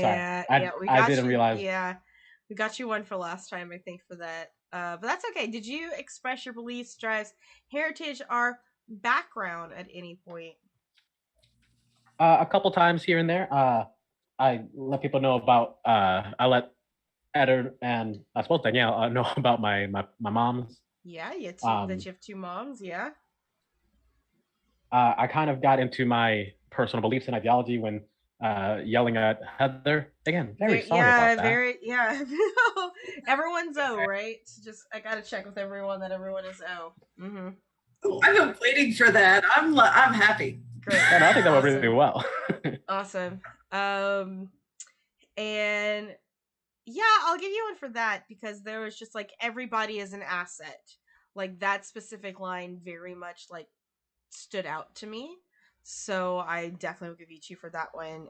Do you struggle from issues from your virtues or traumas during the session? That is a technical term, so I think you are at 3 because you are not currently suffering from an official trauma. No. Yet. Only Tony has one, I think, so far. Poor boy. There. Don't worry, I'm gonna traumatize you. I mean, I've already like emotionally traumatized you, but I will officially traumatize everyone here at least once. So let's get those stress. Let's get that stress up. Riley, I know you didn't have too much role play today. You were very poignant in the things that you did. But let's see what we got for you for Riley. Did you know desperate roles? Did you tackle a challenge with clever morphing or empathy this time around? After Javier took point on approaching Heather and prevented Riley from blowing up at her, I feel like she offered solutions that didn't involve Heather putting herself in danger. Yep. I think that's one. For sure. 100% you got one. You didn't come out to Heather. I think if you did that, and if you had a conversation about that, you will definitely get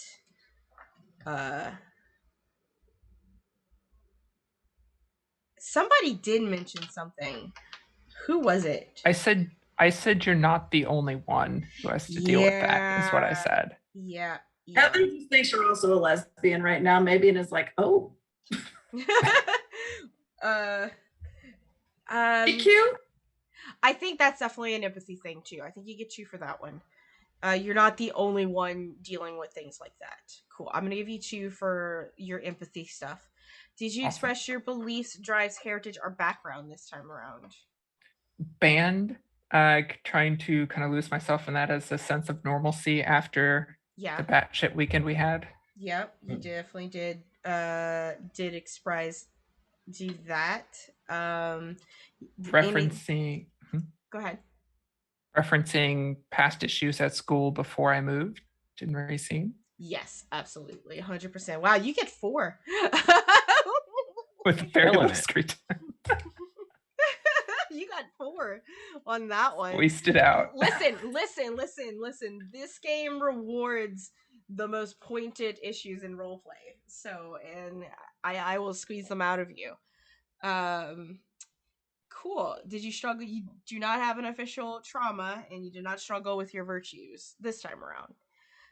Nope, just the emotional stuff. Just the emotional stuff so far. Cool beans. Heather. Came back to you pretty intense this time around. No desperate actions. I know, no desperate actions. Did you tackle a challenge with your clever morphing or empathy this time around?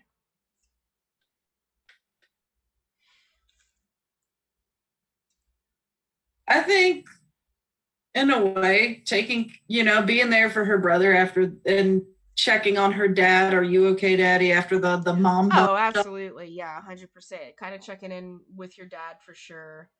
I think that was going to get brought in the most. Yeah, checking in. I think checking in with your family, you definitely get 1 for that.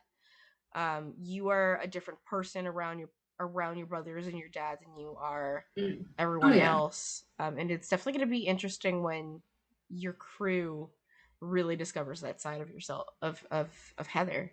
Instead Definitely, of yeah. I'll definitely give you one for that scene. Any other times that you might have expressed empathy, a challenge with empathy? Yeah. So empathy is knowing what other people are sort of feeling, like understanding it internally. Yeah. Mm-hmm. This is, you're gonna say no, but when she was just like, "I'm not gonna talk to Javier at school," that's exactly what I hoped she would do. trying to keep everybody safe. Yeah. Fuck it. Like, just fuck it. It counts for something. Oh, yeah, man. Yeah, it counts for something. Yeah, your negotiation skills are great. Did you express your beliefs, drives, heritage, or background at any point? Oh yeah. I think that whole scene about being safe for her family and not having friends and people walking out on her, all that, just all of. Yeah, definitely that scene, the fight for sure. Like you express a lot of that, and there are definitely even point in times when you're talking to your counselor. I get it. My problems don't. The conversation about the pink triangle for sure. I think definitely. So you get 4. So only Javier got 3 tonight, and Javier had like some of the most role play. It's just the pointiness of the role play.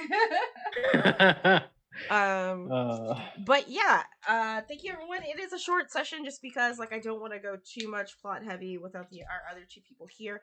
I'd like to remind y'all for next week, we are not going to be live because we are standing with the Twitch Do Better movement, and that we will be going dark on September 1st in both streaming and participating in streams. However, we're still going to be playing, and in 2 weeks you'll just get a double feature of the pre-recording of episode 8 and then episode 9. So you'll see us again in 2 weeks. As for the rest of the week, you will catch us here tomorrow afternoon at 1 p.m. PDT for Nightmares on the Frontier, which is another not powered by Apocalypse, which is another Fortune the Dark hack done by my friend Jammy. We just auctioned off a really dangerous magic item that happened to go to Wonderland. So because and we have a tree that eats human flesh. It's cool. It's my child. And then on Saturday, you can catch us for our Emberwind campaign, which is an all-fem campaign run by my good friend Amani at MCATODev. And then Sunday, you can catch me for my Monster Hearts finale over on Eva Sarah's channel, where I play a Gorgon who really likes sports and who might actually come out of this with friends. Because Gorgons and friends don't mix most of the time. We usually just turn them into stone. Other than that, that's what we got going on for the next 7 days, or what I have going on for the next 7 days. Everybody else, where can we find you? What are you doing? Starting with Ollie. Go ahead, friend. Oh, or, right. or Heather. I'm sorry. It's actually Nixie, because Nix, you haven't been around for a session or 2. So go ahead, Nix. Sorry. Hi, my name is Nix. This is pretty much the only stream I'm doing. Mm-hmm. Looking for a player and you like my roleplay style, hit me up. I can be found across the web as Inky Phoenix, usually with an underscore, sometimes without one. And my wife recently forced me to join TikTok, so if you have interesting RPG content on TikTok, please let me follow you and just let me know. I have no life. I work, I go home. That's it. Fair. All right. So on the internet, most of the time, my name is Lycus Stratus. So if you see someone with that name, it's almost certainly me, because no one else has that lame of an internet name. And things I'm doing are, well, there's a lot, but mostly I've been editing a actual play show, 5E actual play that is going up on my YouTube channel, Delta Cryptid Productions. It's a bundle of my friends that are playing, and I'm editing it for them because they don't know how to do anything. And I'm just starting my own actual play of my own tabletop RPG game, Terramahia. The first episode should go up sometime mid-September, and we're already doing some recording. It's been a lot of fun, and that's all I got this time. Okay. And then me. I'm Anna, aka Archival Despani, queer and trans advocate, museum worker, and TTRPG streamer. If any of that sounds interesting, you can find me on Twitter at Archival Despon. You can find me many places streaming. Alternating Sundays, I'm either on Gona_Hawking at 12:30 p.m. Central, playing a D&D in a world of 1930s technology, or on Guild of the Phoenix at 7 p.m. Central, playing Cyberpunk Red. Also upcoming, there's Response Team Omnicron, which is a Lancer actual play podcast playing through the No Room for a Wallflower adventure path. And then also on Weed the Tale on Mondays coming up, playing Alien, and Tuesdays on Black Feather Guild playing Dragon Age. Do I sleep? Who knows? Follow me on Twitter to find out. Hey, it Answer is happens. no. I'm super excited because Rindis is running Alien, and Rindis plays the Thursdays with us. And we'll also be running a super secret project on here in a couple of weeks as well. But with that, we're gonna go over and say hello to my good friend Barty Time. We used to play Mass together. He is playing some Tales of Symphonia. So with that, everyone, wave goodbye. We'll see you. We love you. Bye.